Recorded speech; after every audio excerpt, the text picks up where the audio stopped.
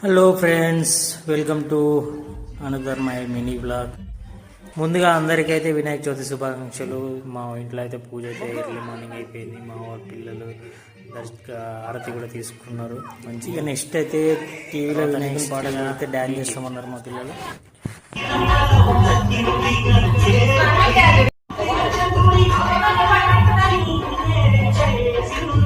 తర్వాత అయితే ఈరోజు అయితే శనివారం కాబట్టి టెంపుల్కి అయితే వెళ్ళిన నేను.